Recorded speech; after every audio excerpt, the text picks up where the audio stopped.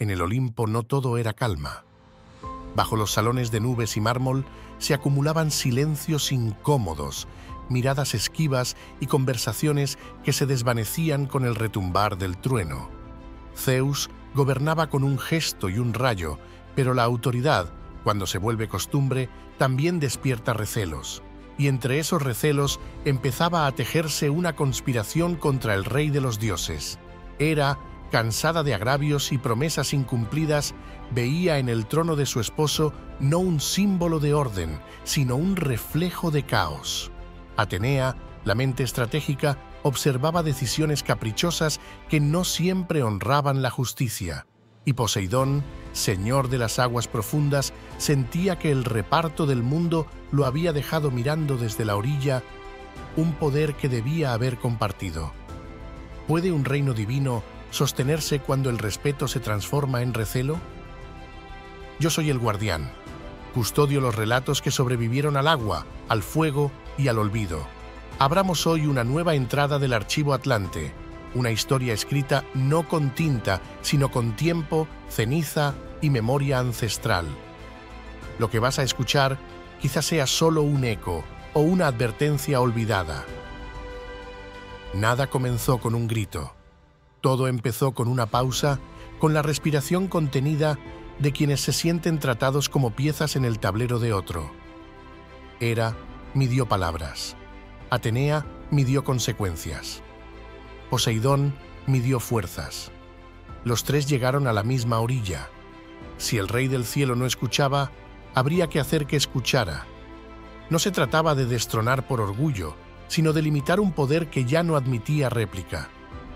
Así, entre banquetes silenciosos y pasos que resonaban demasiado, germinó lo impensable, una alianza discreta para atar al que nadie imaginaba atado. ¿Qué sucede cuando la autoridad que protege también asfixia? La respuesta, dicen las viejas tablillas, se forjó en secreto, al calor de antorchas que no querían ser vistas. El plan no nació de un arrebato ciego ni de la furia inmediata, sino de la paciencia calculada de quienes llevaban demasiado tiempo acumulando agravios.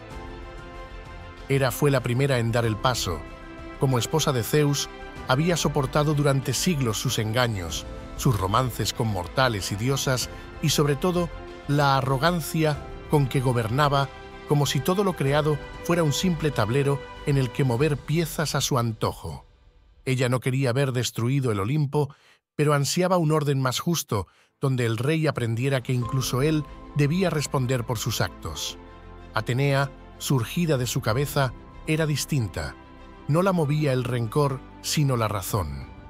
La diosa de la sabiduría y la estrategia observaba cómo Zeus tomaba decisiones sin consejo, confundiendo a menudo justicia con capricho. Si el padre de los dioses caía en la soberbia, ¿cómo podía mantenerse el equilibrio del mundo? Su mente veía claro que el poder sin freno terminaba por volverse tiránico. Poseidón, por su parte, cargaba con un recuerdo antiguo, el reparto del cosmos. Zeus se había quedado con el cielo, el trono y el relámpago. Hades había recibido el inframundo, y a él, señor de las aguas, solo le había tocado el mar. Un dominio vasto, sí, pero que no le libraba de sentirse relegado a la sombra. Para Poseidón, cada ola que golpeaba la costa era un recordatorio de que su hermano había impuesto su voluntad sobre todos. Tres dioses de naturalezas distintas, unidos por un mismo descontento. Hera ofrecía la protección del hogar y la familia, Atenea la sabiduría y la estrategia, Poseidón el poder de los mares. No buscaban eliminar a Zeus, porque borrar al rey del cielo significaba poner en riesgo todo lo existente. Su idea era otra: encadenarlo, inmovilizarlo y obligarlo a compartir el poder. No se trataba de derramar sangre, sino de imponer un límite. Pero ¿cómo sujetar al que maneja el trueno? No con cadenas humanas ni sogas terrenales. Forjaron grilletes divinos, tejidos con materiales imposibles de quebrar, resistentes incluso al impacto del rayo. Eran ligaduras concebidas en secreto, nacidas para lo imposible: atar al padre de los dioses.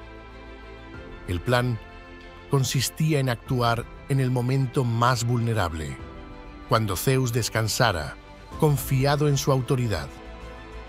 Nadie sospechaba que el rey pudiera caer en una emboscada porque el miedo que inspiraba era más fuerte que cualquier sospecha.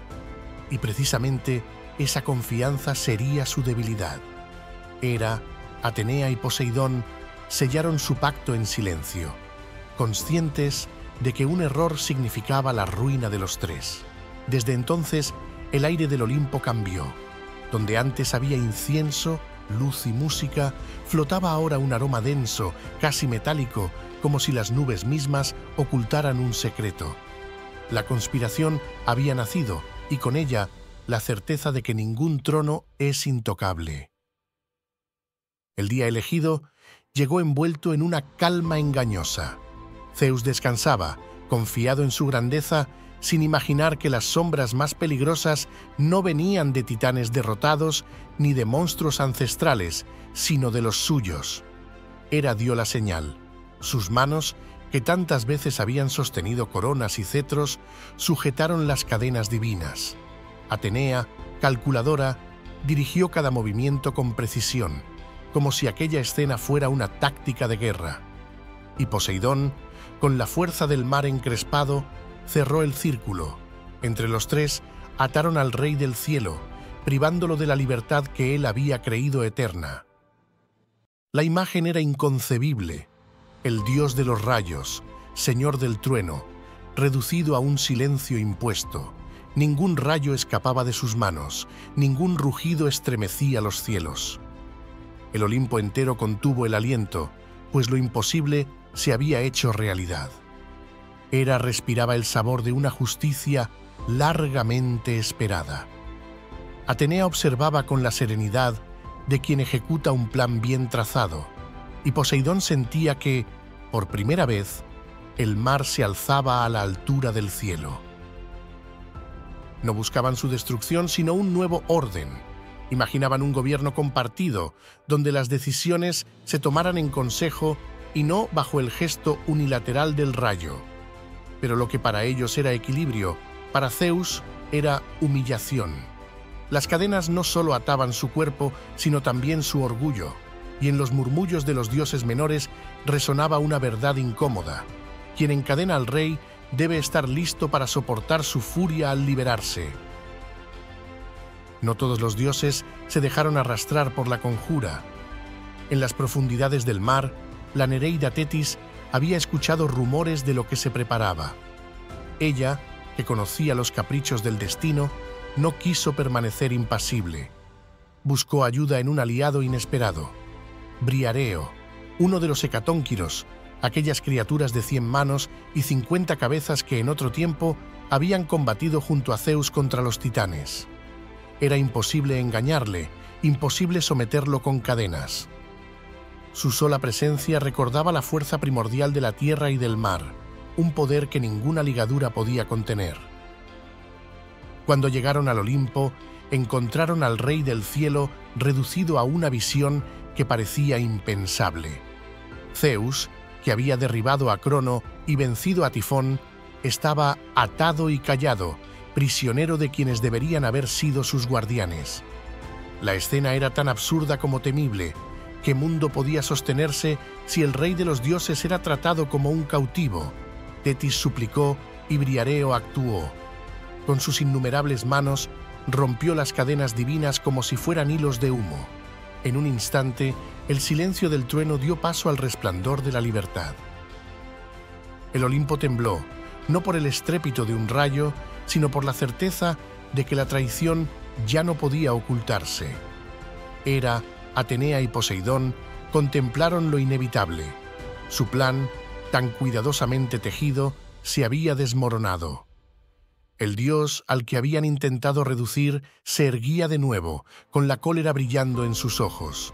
Y aunque Zeus no descargó su furia de inmediato, todos comprendieron que el momento del ajuste llegaría. La traición, en el Olimpo, jamás quedaba sin respuesta. Zeus recuperó su lugar en el trono y con él volvió el resplandor que hacía temblar tanto a mortales como a dioses. Pero el recuerdo de las cadenas no se borró. El Rey del Cielo sabía que la autoridad solo se sostiene mientras inspire temor y respeto, y que quienes habían intentado reducirlo necesitaban una lección que ningún dios olvidara. Hera fue la primera en pagar el precio. Zeus la colgó del cielo con cadenas, no para dañarla, sino para mostrar a todos lo que ocurre cuando la rebeldía se convierte en traición. Allí permaneció suspendida, humillada por el mismo marido al que había intentado destronar. Atenea y Poseidón, aunque no sufrieron un castigo tan visible, quedaron marcados por la desconfianza del rey. Sus palabras en los consejos fueron escuchadas con recelo, sus gestos mirados con sospecha, y aunque Zeus no rompió la unidad del Olimpo, dejó claro que no había olvido posible. El recuerdo de aquella conspiración permanecería, evidenciando que incluso los dioses más poderosos pueden caer en la tentación de desafiar el orden establecido. La historia de esta conjura nos habla de algo más que de cadenas divinas y rencores inmortales. Nos recuerda que el poder absoluto nunca está libre de sombra y que incluso en el Olimpo, donde la eternidad parece asegurar estabilidad, la ambición y el miedo caminan juntos. Hera, Atenea y Poseidón no fueron derrotados en batalla, sino en el momento en que la desunión quebró la alianza que habían soñado. Zeus salió fortalecido, aunque no intacto. Su reinado quedó marcado por una desconfianza que ni el trueno podía disipar. Yo soy el Guardián, y en cada página del Archivo Atlante encuentro advertencias que aún resuenan en nuestro mundo. Si esta historia te ha atrapado, suscríbete y acompáñame en el próximo viaje, porque lo que aquí rescatamos no son solo relatos antiguos, son ecos de la eterna lucha entre poder, ambición y equilibrio.